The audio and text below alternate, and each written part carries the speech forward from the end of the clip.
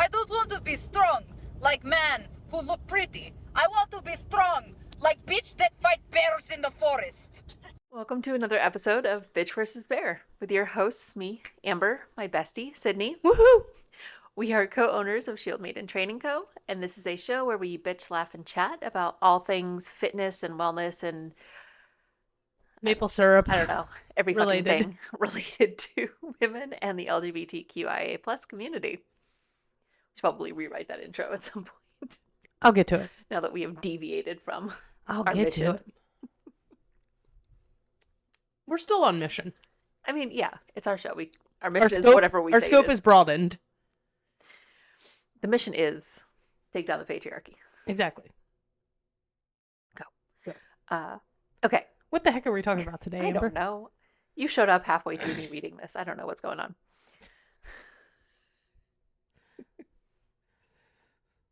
Always transparent. I mean, they know. It's been 2 years. That's true. They don't know by now. All right. Today, we are diving into how technology is transforming transgender health. Just like super interesting. I know. I was like, ooh, this is a neat topic. Yeah. So this is everything from wearable fitness tech to artificial intelligence. Yikes. Yeah. Still not really sure how I feel about artificial intelligence. So we feel like tech is this double-edged sword, right? In most things, but especially in healthcare. Yeah. Especially for trans folks. There's so much potential to fill gaps in care, but it can also amplify bias if we're not careful. Yeah. Okay.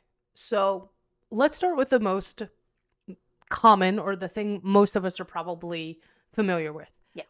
That's wearable fitness devices. So Cool. we're talking about like Apple Watches, Fitbits, Whoop, bands, the Aura rings, those kinds of things. Yeah. So they're tracking sleep. They're tracking heart rate variability, HRV, yeah, Yes. stress levels, and even menstrual cycles. But there's a little bit of a kicker. Of course there is. Most don't account for gender affirming care. Like, Rude. yeah. So hormone therapy can affect metabolism, cardiovascular health, and muscle growth. Yeah. Things wearables already monitor, but the software isn't built with trans bodies in mind. Okay. For example, someone taking testosterone might experience shifts in muscle mass and fat distribution. Right. But current devices often default to a binary gender setting, which can skew the data and make it harder for that trans user to set realistic fitness goals. Interesting. Yeah. Yeah. Yep. I would imagine that it's also, I don't know if you go into this because I didn't read the whole thing. I imagine it could also lead to like, okay, you want it to be tracking things accurately, but like, does that mean you have to input the wrong identity for yourself so that it is tracking what Right. your body is doing Exactly. and reporting data efficient? That's what you like, but that's not. The world is so cruel to trans people, and it makes me so sad. Yeah. I don't like it. Okay. Okay, but wearables, they're getting smarter, which is great. Also a little scary. Devices now have, you gave me the big words. Devices now have bioimpedance.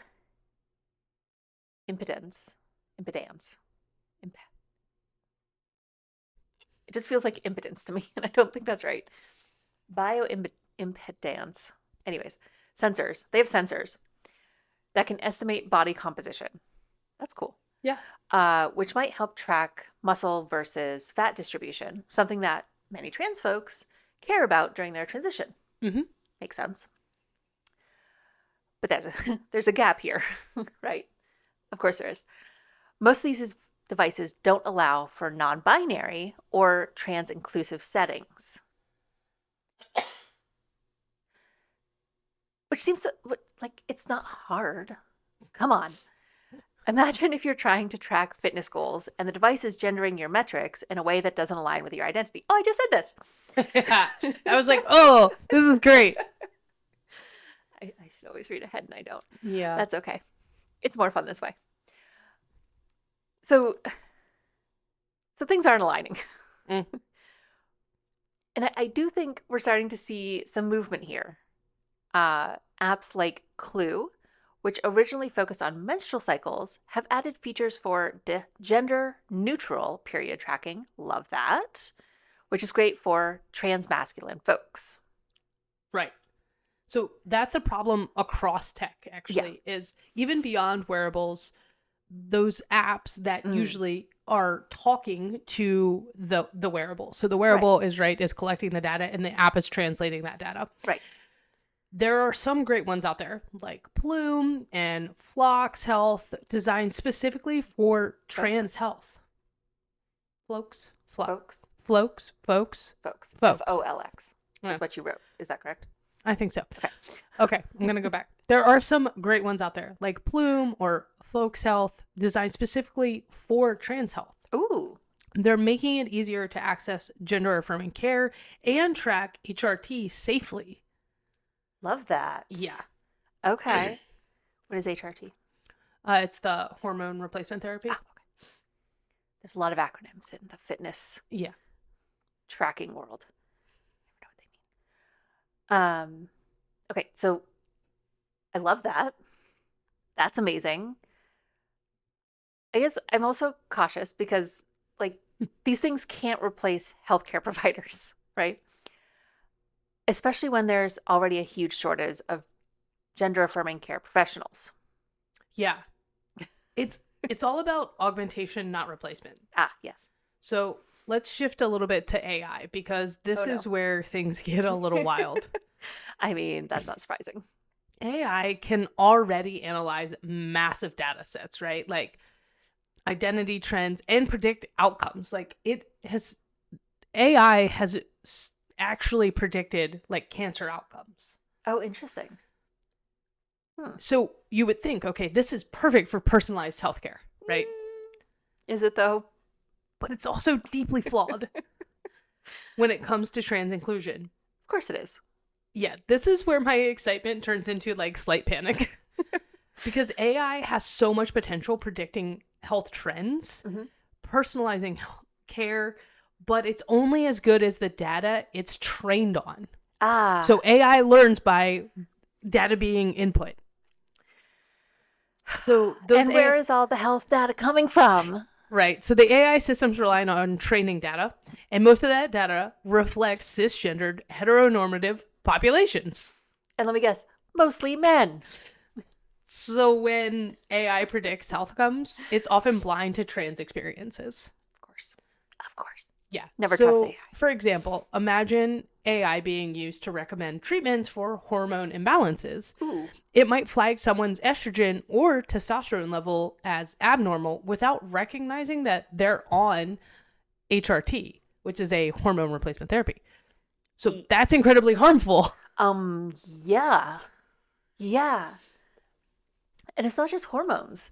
AI is used in facial recognition software, which can misgender trans folks, and even in voice training programs, which often fail to recognize the vocal changes associated with HRT or voice therapy. Yeah. Watch out for AI, man. It's no good. Doesn't Will Smith have a movie about this? AI could also support trans care in huge ways if we fix those biases. Take predictive analytics. AI could track mood patterns for someone undergoing HRT to catch early signs of mental health challenges, like anxiety or depression, or even something as simple as virtual health coaches tailored for trans folks or trans users. Imagine an AI chatbot that helps someone prepare for surgery or reminds them to take their meds. I love that. Right? Love that. And let's talk about AI for speech therapy. This is a big part of transitioning for many people. There are already AI tools like Eva F, that assist with pitch modulation. That's cool. Yeah. They're helping trans women, for example, train their voices to sound higher and softer. Yeah. It really could Very cool. revolutionize mental health care for trans folks. Like, if you think about it in that context of like, now I can interact with a chatbot, or I have predictive analytics that, okay, I know that down to the day where I might start developing symptoms because of medication that I'm on. Like, it would be so cool for it to actually understand trans-specific challenges and offer real and affirming support. Oh my goodness. Yeah. I mean, it'd be great if they could get that from like a live human doctor, but hey, you know? Yeah. Take it where we can get it. Like that's so cool. But what about AI bias in healthcare settings? You give me the sad part. Trans folks are often misdiagnosed or have symptoms dismissed. We know this. We've talked about this. If we're feeding AI biased data, we're risking automated discrimination. Fucking Christ. Right? Like, if you think about it with that lens on, like, oh, shit. It's not enough to like that folks have to deal with just discrimination from human beings, but now technology is discriminating. Yeah. Oh, I don't love it. That's why it's really important for representation in AI development. Companies need diverse teams building these algorithms. And healthcare providers using AI tools need training to interpret the outputs without making assumptions. Yeah. So it needs to be a cohesive, which we know we struggle with as a society, a cohesive way to take this new technology and make sure that the data going in is, well, one, step it back, that designing it has representation in mind. Yes. That the data going in is not biased, and then the reporting out is also not biased, and that the doctors and the folks using it know how to interpret that data. Exactly. Yeah. Yeah. So moving beyond AI, let's highlight telehealth apps like you mentioned before, Plume, Folks Health, and Queerly Health. These platforms make it easier for trans folks to access gender-affirming care, especially in rural areas.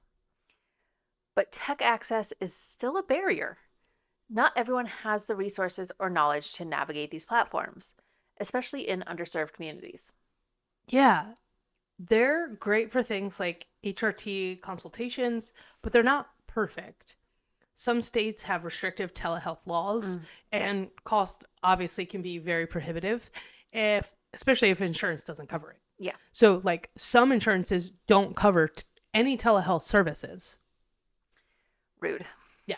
So you're like, okay, well, it's expensive to get to my doctor, and now I have a tool to talk to my doctor that you are restricting me from using. Which is like what I... That's a whole nother one. That's a whole other thing. Okay. Yeah. All right. I don't know why this is so bolded. Let's dream big for a minute.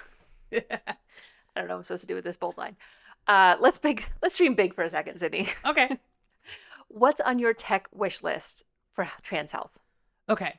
I'd like to see hormone tracking wearables that sync with your phone, giving real-time feedback and adapts fitness recommendations based on where you are in your transition. Ooh. I've thought a lot about this. I am not a tech developer, but love that. yeah, I'm like, okay, if I wear a wearable, I have one on, and so it's like, if my wearable can do all these things, like, why can't we do this? Somebody can do this. Somebody can just totally rip this idea off me. Please and I don't really care. Like, this is my wish list. Yeah. But I think that would be so awesome for a tailored fitness program based on where you are in your transition, and also it tracks your hormone so that all of those things can go together and you're making progress in a really safe and profound way. I love that. I love Yeah. that. Okay. How about you, Amber? What's your wish list? Tech wish list. Well, you've given me one. These might just all be mine. These might all be cities. As always, she is the mastermind. So I would love to see an AI-powered mental health app. Love mental health. That is designed specifically for trans users. One that doesn't just talk you through anxiety, but also connects you with affirming therapists. Yes. It's almost like I know you. Love all about mental health. Okay, so those are our big ones, but Yes. I'm going to sneak a third one in there. I think we can get those smart mirrors that simulate post-surgery body changes. Oh. That could help people feel more confident about their decisions before committing to the procedure. Interesting. Yeah. Okay. Because, like, if you think about it, if you take, like, a Snapchat filter, like, we can see what we look like. Yeah. So have the mirrors do that for us on a large scale. And then people can do it within their homes. They can see what those changes actually physically look like. Yeah. Because, you know, seeing is believing. Yeah. So why not? Why not use that tech? I thought it would be cool. All right. I like it. I like it. Yeah. Okay. All right. So where does this leave us? A little scared of the tech. No. Tech is already changing the game. But there's still a lot of work to do to truly make it inclusive. It's exciting, but also a reminder that we need to advocate for trans inclusion in every stage of development, of tech development, of everything. Yeah, it's like for every step forward, there's a systemic hurdle to overcome. But overall, I think the takeaway is that technology has massive potential for trans health. It just needs to be developed thoughtfully and inclusively. Yes. I had to look down. I was like, did I put inclusively? I did. Yeah, I think that's really what it is. Like, there's so much potential for good there.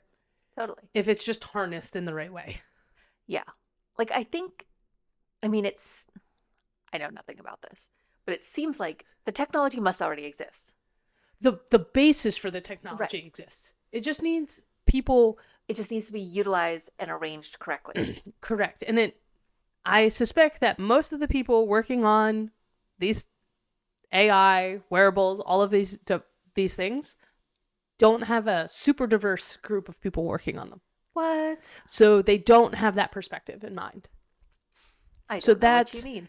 That's definitely where it needs to start, because until that can happen, we can have all these great ideas, but I don't know how to implement these things. Oh yeah, I don't have to. So that's the crux of the problem, right? Like I can say this, but if nobody's listening to me and I don't have the skill set to actually make it happen, nothing is going to move forward. Right. So if you're a tech company or know somebody in a tech company and you hear this podcast, you should recommend that they listen to it and also start hiring people on their teams to develop these things, because we gave you some really great ideas on our wish list, if I do say so myself. Whoop, you should endorse us. Yeah. Tag whoop. Whoop. Whoop. Mine's coming. Yeah. Okay. Whoop. I mean, Start to be getting fair, on it. the tech companies are about to get more diverse as they import immigrants because they're not educating Americans anymore. Yeah, that's true. That's neither here nor there on this episode. So if you enjoyed this episode, please subscribe, rate, and leave a review on your favorite podcast platform, Instagram, social media, wherever. Yeah. That's a wrap. That's a wrap. So whether you're lifting weights or lifting each other up, let's keep breaking barriers, building strength, and embracing our rainbow of resilience. Until next time, stay fierce and stay fabulous.